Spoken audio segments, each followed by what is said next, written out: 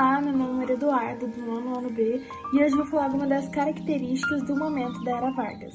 Definir a Era Vargas em um papel é totalmente complicado, pois cada fase ela assumiu um papel diferente, mas a gente pode destacar alguns pontos de cada fase, como, por exemplo, a centralização do poder, que ao longo dos seus anos no poder, Vargas tomou medidas com o objetivo de enfraquecer o poder legislativo e fortalecer o poder executivo, uma característica que ficou evidente durante o Estado Novo.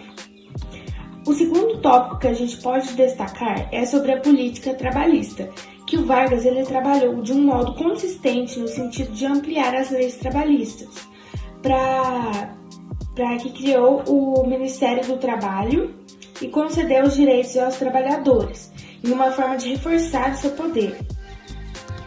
Em terceiro tópico, uma terceira característica é a propaganda política, que Vargas ele utilizou a propaganda como uma forma de reformar as qualidades do próprio governo.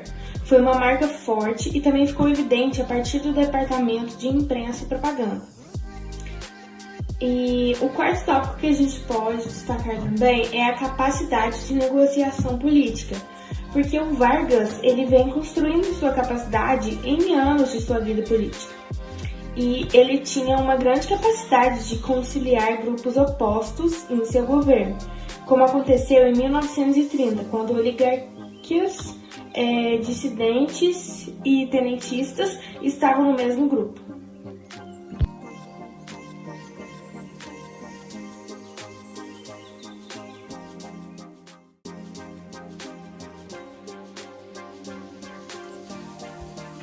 Bom dia, o tema do nosso trabalho é a Era Vargas e eu tô aqui para falar um pouquinho mais da Revolução de 1930. Revolução de 1930. Até o ano de 1930 vigorava no Brasil a República Velha, conhecida hoje como o primeiro período republicano brasileiro. Como característica principal, centralizava o poder entre os partidos políticos e a conhecida aliança política, café com leite, entre São Paulo e Minas Gerais. A República Velha tinha como base a economia cafeeira, portanto, mantinha fortes vínculos com grandes proprietários de terras. De acordo com as políticas do café com leite, existia um revezamento entre os presidentes apoiados pelo Partido Republicano Paulista, o PRP, de São Paulo, e o Partido Republicano Mineiro, PRM, de Minas Gerais. Os presidentes de um partido eram influenciados pelo outro partido, assim, dizia-se nada mais conservador que um liberal no poder. O golpe do exército. Em março de 1930 foram realizadas as eleições para presidente da República, eleição esta que deu a vitória ao candidato governista Júlio Prestes. Entretanto, Prestes não tomou posse. A Aliança Liberal, nome dado aos aliados mineiros, gaúchos e paraibanos, recusou-se a aceitar a variedade das eleições, alegando que a vitória de Júlio Prestes era decorrente de fraude. Além disso, deputados eleitos em estados onde a Aliança Liberal conseguiu a vitória não tiveram reconhecimento dos seus mandatos. Os estados aliados, principalmente ao Rio Grande do Sul, planejam então uma revolta armada. A situação acaba agravando-se ainda mais quando o candidato ou vice-presidente de Getúlio Vargas, João Pessoa, é assassinado em Recife, capital de Pernambuco. Como os motivos dessa morte foram duvidosos, a propaganda getulista aproveitou-se disso para usá-la em seu favor, atribuindo a culpa à oposição. Bom dia, meu nome é Cecília, sou do nono ano B e vou falar um pouquinho sobre o governo provisório da Era Vargas. O governo provisório é a forma como é chamado o período inicial em que Getúlio Vargas governou o Brasil. Com seu início em 1930, logo após ser nomeado presidente do Brasil após a Revolução de 30. Como seu próprio nome sugere, primeiro momento de Getúlio Vargas no poder tinha como objetivo de organizar a nação visando a formar uma Assembleia Constituinte que elaborasse uma nova Constituição. Getúlio Vargas tinha outros planos para o Brasil, que eram a centralização do poder em sua figura, postura apoiada pelos tenentistas que defendiam a implantação de um modelo republicano autoritário.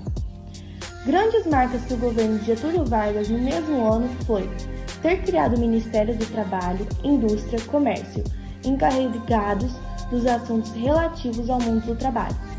Em 1931, foi estabelecida a Lei de Sindicalização, que atrelava os sindicatos ao Estado, teve manifestado no governo provisório por as medidas centralizadoras.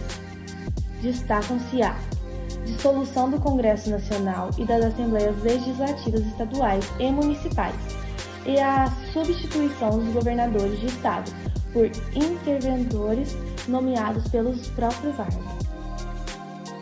Falar sobre o governo constitucional. Tudo começou por uma alteração política que surgiu duas ideias primordiais. Um chamado fascista, ele é um conjunto de ideias e preceitos políticos sociais. E outro chamado democrático, ele é uma reforma agrária, luta contra o imperialismo e revolução por meio da luta da classe. Enquanto disso, a ANR aproveitou essa situação contra o Getúlio Vargas. E em 1935, alguns comunistas iniciaram revolta dentro das instituições militares. Com a falta de articulação e atenção, essas comunistas foi facilmente controlado pelo governo.